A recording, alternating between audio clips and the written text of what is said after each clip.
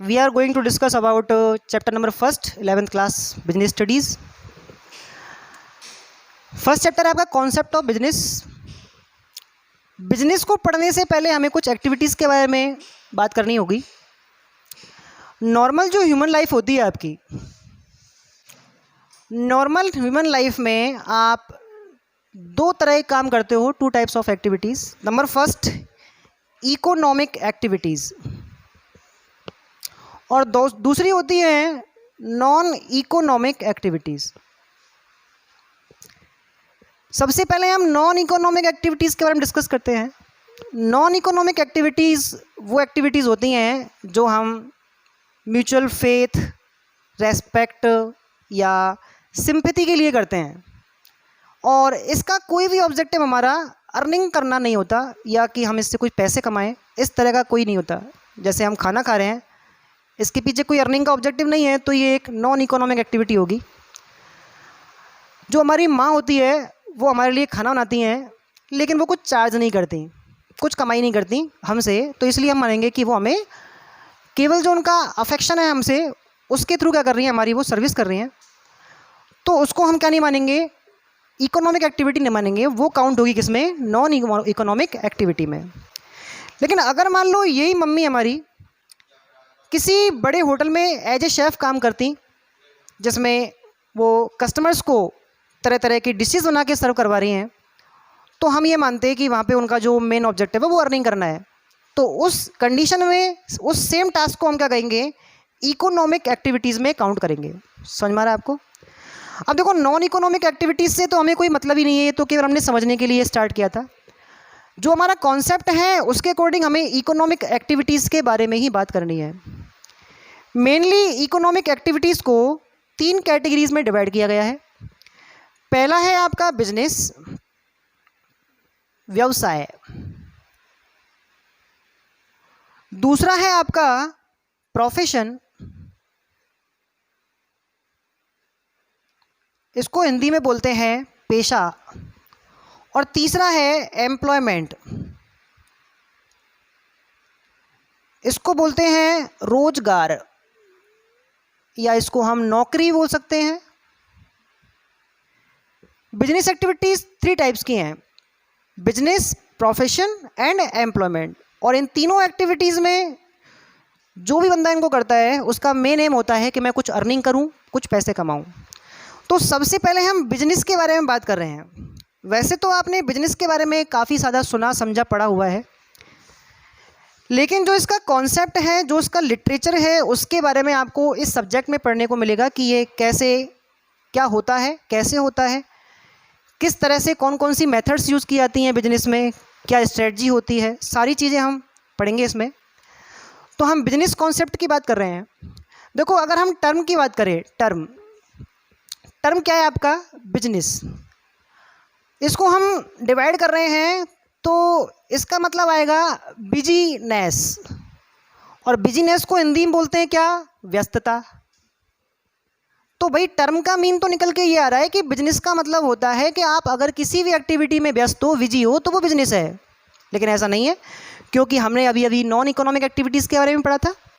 Non economic activities में भी हम बिजी रहते हैं, लेकिन वो बिजनेस नहीं होता. तो टर्म का में जो मीन है वो तो होता है साहब व्यस्तता.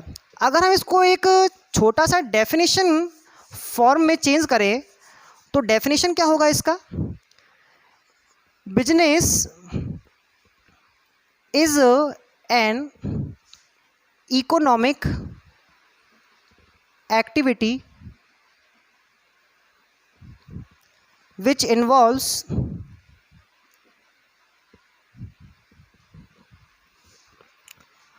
production and distribution of goods and services, and its main objectives are profit earning and mutual satisfaction. ये सबसे सिंपल, सबसे इजी डेफिनेशन है बिजनेस को समझने के लिए कि बिजनेस क्या है, कि business as an economic activity. ये चीज़ मैं आपको बता चुका हूँ अभी कि इकोनॉमिक एक्टिविटीज़ को 3 कैटेगरी में डिवाइड किया गया है mainly, business, profession and employment. तो उसमें आपका फर्स्ट ऑफ ऑल आता है बिजनेस आता है। तो ये आपको समझ में आ गया कि business is an economic activity, एक आर्थिक गतिविधि है, एक आर्थिक कार्य है, क्योंकि जो भी बंदा बिजनेस करता है उसका मेन एम होता है कि मैं कमाई करूं, मैं अपना जीविकोपार्जन कमाऊं। समझ में आ रहा है आपको? अब इसके अंदर शामिल क्या है कि विच इन्वॉल्व्स, इसमें शामिल है, ये शामिल करता है production and distribution of goods and services. ये जो 4 वर्ड अभी मैंने बोर्ड पे अंडरलाइन किए हैं, इनको समझो। देखो, प्रोडक्शन का मतलब क्या होता है? प्रोडक्शन का मतलब होता है कि जो भी आप कोई चीज़ बना रहे हैं, चीज़ से मतलब कोई ऐसा आइटम जो किसी भी इंडिविजुअल के लिए यूज़फुल है, चाहे वो एक मार्कर है, चाहे वो एक शर्ट है, चाहे वो बोर्ड है, ये सारी चीज़ें अगर हम बना रहे हैं तो उसको हम सिंपल लैंग्वेज में 1 वर्ड में प्रोडक्शन मानते हैं। ठीक है, यानी कि अगर मैं कहूँ कि transformation of any raw material into useful goods, that is called production. Production का मतलब होता है चेंज, ट्रांसफॉर्मेशन करना, बदलना, किसको? किसी भी रॉ मटेरियल को, किसके अंदर? किसी भी यूजफुल गुड्स में। अब ये कैसे होगा?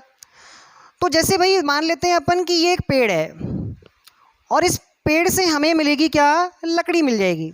अब ये लकड़ी जो हम यहाँ से काटेंगे वो लकड़ी कोई फिक्स साइज की, शेप की नहीं है, तो इससे हमको बनाना है फर्नीचर। अब फर्नीचर बनाने के लिए तो भाई इसको हमें चेंज करना पड़ेगा, ट्रांसफॉर्मेशन करना पड़ेगा, इसको एक प्रोसेस में डालना पड़ेगा, और उस प्रोसेस का नाम ही क्या है? प्रोडक्शन है। यानी कि अगर मान लो इस पेड़ से लकड़ी लेके हमने उसको एक प्रोसेस में डाला, उससे हमने उस लकड़ी की छिलाई कटाई की, उसमें हमने फर्नीचर बनाया, तो जो फर्नीचर है वो इस पेड़ की लकड़ी के कंपैरिजन में आपके लिए ज़्यादा यूजफुल गुड्स होगा। लकड़ी अपने आप में रॉ मटेरियल है और यूज़फुल है, लेकिन उससे ज़्यादा, कहीं ज़्यादा यूज़फुल क्या है आपके लिए? फर्नीचर है। तो अगर आप इस प्रोसेस को कर रहे हैं तो आप क्या कर रहे हैं? प्रोडक्शन कर रहे हैं। और आप जानते हैं जो चीज़ें दिखती हैं वो बनती भी हैं। ये कपड़े ये पेड़ों पे ऐसे ही नहीं होते, समझ रहे हो आप? ये पंखे जो आपके स्कूल में, घरों में होते हैं, ये सारी चीज़ें आपको ऐसी की ऐसी नहीं मिलती। इनके रॉ मटेरियल भी होते हैं, उनको प्रोसेस किया जाता है, उनको मैन्युफैक्चर किया जाता है, और तब जाके आपके लिए इस तरह के यूजफुल गुड्स मिलते हैं। तो उसको बोलते हैं अपन प्रोडक्शन। क्लियर, समझ में आ रहा है? दूसरी बात होती है डिस्ट्रीब्यूशन। डिस्ट्रीब्यूशन का मतलब होता है हिंदी में वितरण। अब वितरण का मतलब होता है बांटना, लेकिन मुफ्त में नहीं, ध्यान रखना, मुफ्त में बांटना डिस्ट्रीब्यूशन नहीं होता। जैसा कि आप जानते हैं कि कोई भी आइटम जो आपको, जिसकी आपको नीड है, चाहे वो एक बाथ सोप है, चाहे वो एक मोबाइल है, चाहे वो किसी तरह का फूड आइटम है, ये सारी चीज़ें आपको डिस्ट्रीब्यूट की जाती हैं प्रोड्यूस होने के बाद, तो उसको बोलते हैं अपन डिस्ट्रीब्यूशन। डिस्ट्रीब्यूशन का मतलब होता है जो कमोडिटीज़, जो आइटम किसी प्रोड्यूसर ने, जिसने प्रोडक्शन किया है, उसने बना लिया है, तो उसको जो आपका अल्टीमेट कंज्यूमर है, फाइनल कंज्यूमर है, उसको देना। अब उसको देने के भी कुछ स्टेप्स होते हैं। एक्चुअली डिस्ट्रीब्यूशन के लिए कुछ चेन्स काम करती हैं, उनको बोलते हैं अपन डिस्ट्रीब्यूशन चेन्स।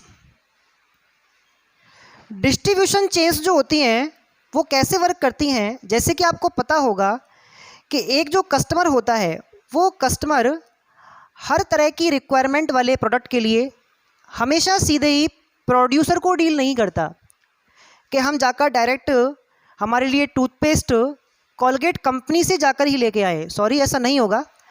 हम उस चीज़ को ईजी अप्रोचेबल, जो हमारा प्लेस होगा या हमारे आसपास का मार्केट या हमारी कॉलोनी की दुकान, वहाँ से हम परचेज़ करेंगे।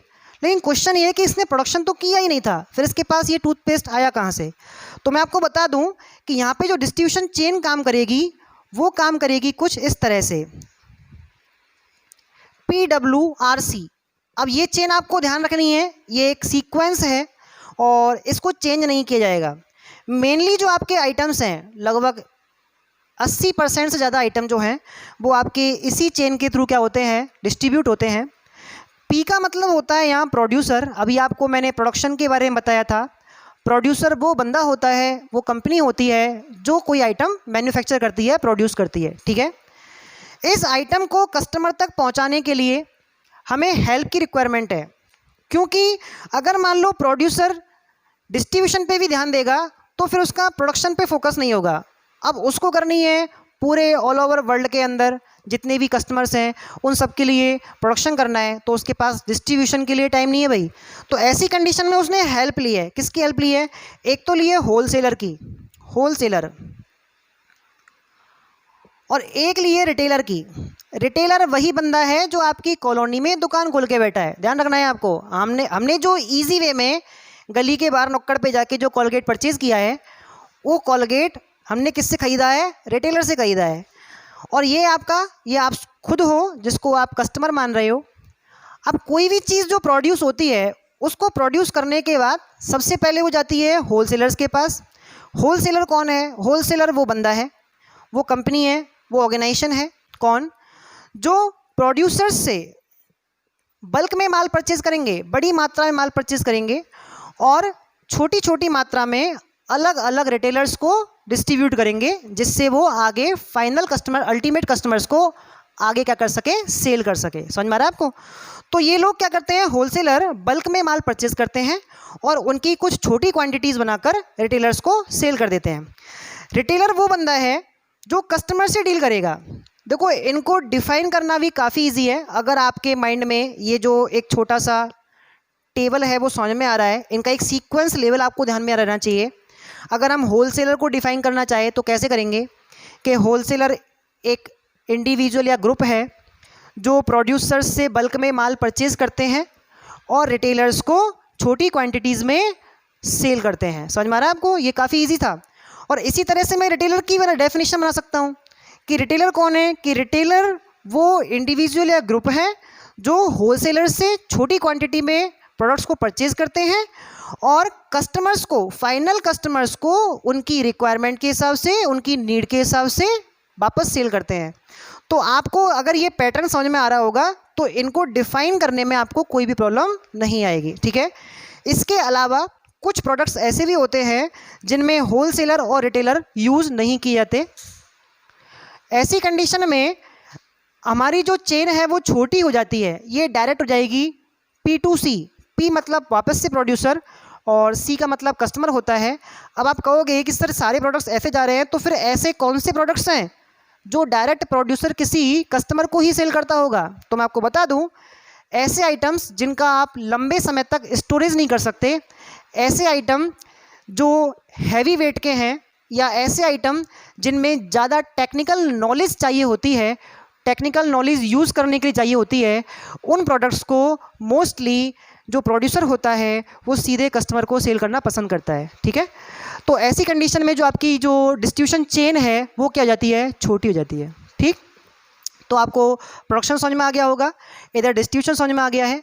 अब बात करते हैं अपन गुड्स की। गुड्स क्या होता है, गुड्स से मतलब वो सारे आइटम्स जो विजिबल होते हैं, जो दिखते हैं, जिन्हें हम टच कर सकते हैं, जिन्हें हम यूज़ कर सकते हैं, जिन्हें हम देख सकते हैं, वो सारी चीज़ें गुड्स में काउंट होती हैं। और ये गुड्स जो होता है ये सारे हमें कहाँ से मिलते हैं, बिजनेसेस से मिलते हैं। जैसे कि हम कपड़े घर में नहीं सिलते हमारे खुद के, जैसे कि कंप्यूटर हमारे घर में नहीं बनता। अगर आपको इन चीज़ों की रिक्वायरमेंट है तो आपको सीधा उससे रिलेटेड बिजनेस से ही क्या करना पड़ेगा, कॉन्टैक्ट करना पड़ेगा। तो सारे के सारे गुड्स आपको कौन सप्लाई करता है, कौन अवेलेबल करवाता है, वो है आपका कौन, बिजनेस। समझ में आ रहा है आपको। तो गुड्स क्या है, गुड्स विजिबल आइटम्स हैं और उनके लिए आप टच भी कर सकते हैं, उनको आप देख भी सकते हैं और कुछ पेमेंट करके या कुछ जो उनका नॉमिनल चार्ज है, जो उनके MRP है, रेट है उनका, वो पेमेंट करके आप उसका इस्तेमाल कर सकते हैं। बात आती है सर्विसेज की।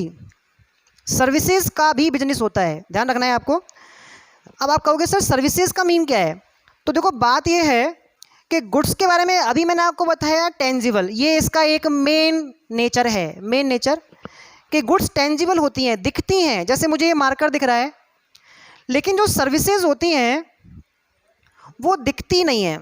जैसे हम बात कर रहे हैं एंटरटेनमेंट की, मान लो किसी बंदे ने एक सिनेमा हॉल खोल लिया, थिएटर, और उस थिएटर में उसने एक बहुत ही लेटेस्ट मूवी लगवा दी, और जो बंदे हैं, जो दर्शक हैं, वो लगातार आ रहे हैं उसमें, केवल किसके लिए? मूवी देखने के लिए।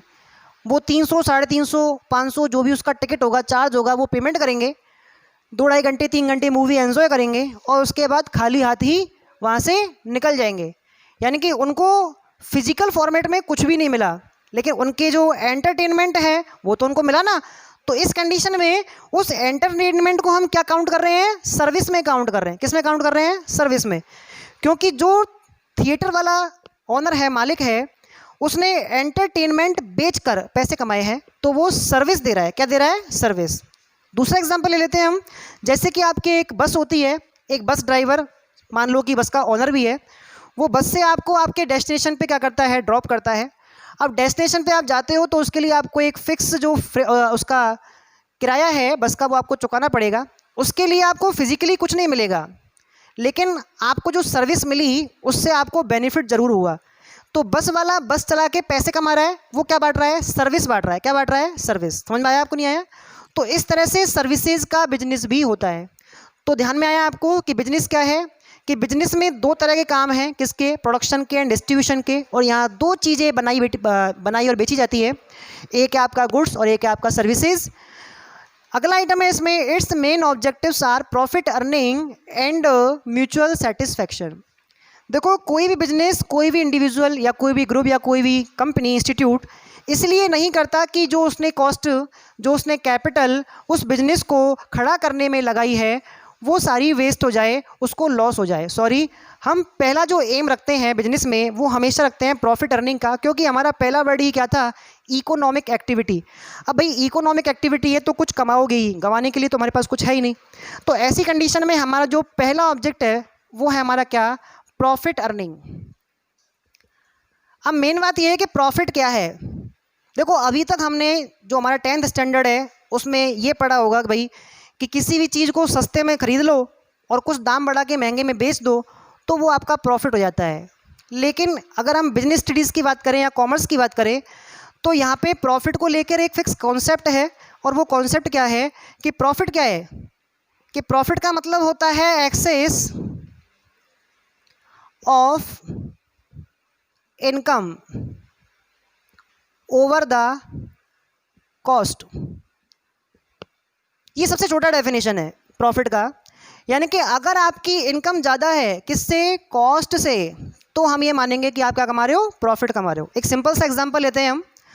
जैसे मान लो एक बंदा है राम, इस राम ने एक डिश टीवी खरीदा, डिश टीवी जिसका नाम है टाटा स्काई। अब टाटा स्काई जब इसने परचेज़ किया तो दुकानदार से जो बिलिंग हुई वो हुई सपोज दैट 1500 रुपये की। 1500 रुपये में इसने टाटा स्काई परचेज़ कर लिया। टाटा स्काई परचेज़ करने के बाद जो बंदा इसके घर पे इसको इंस्टॉल करने आया उसने इंस्टॉलेशन चार्ज जो है वो 500 रुपये क्या किया है? लिया है। तो हम ये नहीं कह सकते कि टाटा स्काई जो है वो 1500 रुपये का परचेज़ हुआ। सॉरी, इसकी जो कॉस्ट है वो कितनी हो गई? इसकी 2000 रुपये हो गई। अगर मान लो 1 महीने बाद राम इसको 1000 रुपये में बेच देता है या 1500 में भी बेच देता है तो हम ये नहीं कह सकते कि इसको प्रॉफिट हो गया। सॉरी, इसको लॉस ही हुआ है, क्योंकि वास्तव में जो एक्चुअल कॉस्ट है वो कितनी है? 2000 रुपये। हाँ, अगर ये बेचा जाता 2100 रुपये में तो ये हो गई इनकम। ये तो क्या हो गई? 2100 रुपये इनकम हो गई, और ये क्या हो गई? कॉस्ट। तो जो एक्सेस है वो कितना है? केवल 100 रुपये। तो जो 100 रुपये है इसको क्या मानेंगे हम? प्रॉफिट मानेंगे। क्या मानेंगे? प्रॉफिट। समझ में आ रहा है आपको? तो excess of income over the cost, यानी कि जो आपकी कॉस्ट है उससे ऊपर जो भी आप इनकम करते हैं वो सारी आपकी प्रॉफिट में ही काउंट होती है। क्लियर?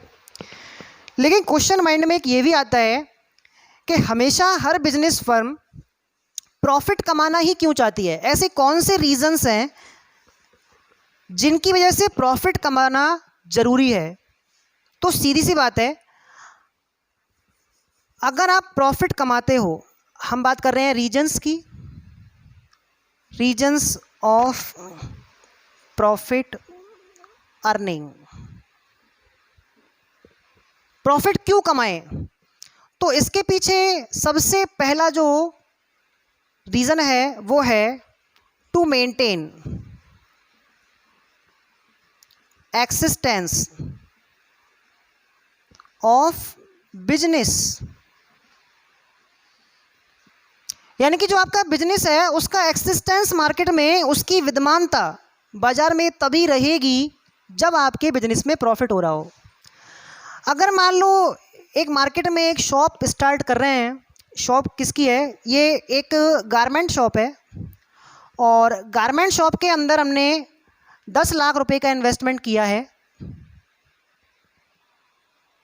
10 लाख रुपए का, ठीक है। और ये 10 लाख रुपए का हमने इन्वेस्टमेंट कर दिया, लेकिन बिजनेस कुछ ढंग से ऑपरेट नहीं हो रहा, तो वो प्रॉफिट नहीं दे रहा। धीरे धीरे इसमें क्या हो रहे हैं, लॉसेस हो रहे हैं, और हमारी जो कैपिटल है वो डिक्रीज़ हो रही है, वो कम हो रही है। और धीरे धीरे जब ये कैपिटल कंप्लीट ख़त्म हो जाएगी तो मार्केट में से इस गारमेंट शॉप का एक्सिस्टेंस भी ख़त्म हो जाएगा। लेकिन अगर मैं यही चीज़ प्लस में करता रहूं, प्रॉफिट बढ़ाता रहूं, तो ये कैपिटल जो इन्वेस्टमेंट किया था ये लगातार बढ़ता रहेगा और मार्केट में उस दुकान का एक्सिस्टेंस भी बना रहेगा। तो पहला जो मेन मोटिव होता है बिजनेस में प्रॉफिट कमाने का, वो होता है उसके ओनर का क्या, कि आपको अपने बिजनेस का एक्सिस्टेंस लॉन्ग टर्म तक मार्केट के अंदर बना के रखना है, ठीक है। ये आपको समझ में आया। दूसरा जो आपका इसमें ऑब्जेक्टिव है वो है टू ग्रोथ एंड डेवलपमेंट। कोई भी बिजनेस फर्म ये नहीं सोचती, या हम भी नहीं चाहते कि हमारी ग्रोथ ना हो, हमारा डेवलपमेंट ना हो। डेवलपमेंट के लिए ज़रूरी है पैसा, और ये पैसा कहाँ से आएगा? जब हम क्या कमाएंगे? प्रॉफिट। सीधी सी बात है भाई। आज मान लो कोई छोटा दुकानदार है, जब उसने दुकान स्टार्ट की तो हमेशा सोचेगा कि मेरा भी एक बड़ा शोरूम बन जाए। और बड़ा शोरूम बातों से कैसे बनेगा? वो तो प्रॉफिट से बनेगा।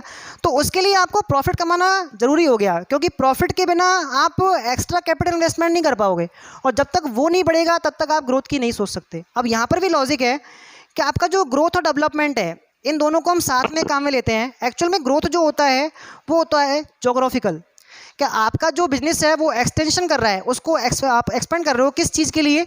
जोग्राफिकल कर रहे हो। जैसे आज मेरी एक दुकान है, तो मैंने उसको स्टार्ट करके 10 साल के अंदर 15-20 दुकानें अपने एरिया में और खोल ली, तो वो आपका ग्रोथ में काउंट होगा। और डेवलपमेंट जो होता है वो होता है टेक्निकल। डेवलपमेंट कैसा होता है? टेक्निकल होता है, कि अगर मान लो आप पहले मैनुअली कोई काम कर रहे थे, अब वो सारी चीज़ें आपने हाईटेक, वो आपने स्पेशल मशीनरीज के थ्रू या स्पेशल टेक्निक्स के थ्रू करना चालू कर दिया, जिससे आपका टाइम सेव हो रहा है, तो उसको हम डेवलपमेंट मानेंगे। क्या मानेंगे? डेवलपमेंट। और इन सारी चीज़ों के लिए रिक्वायरमेंट किसकी होती है? प्रॉफिट की। समझ में आ रहा है आपको? तीसरा है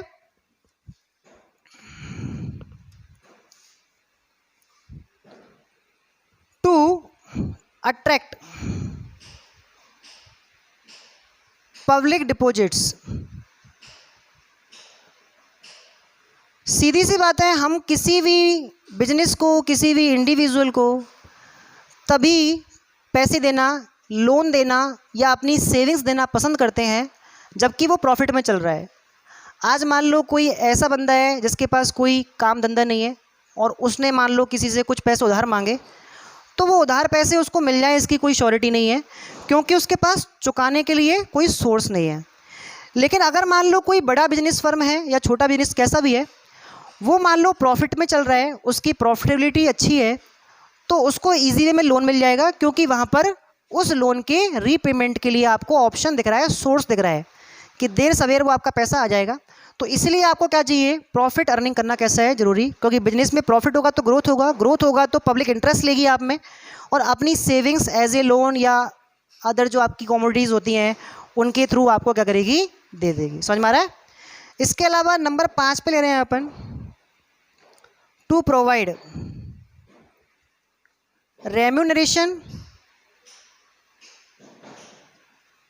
ऑफ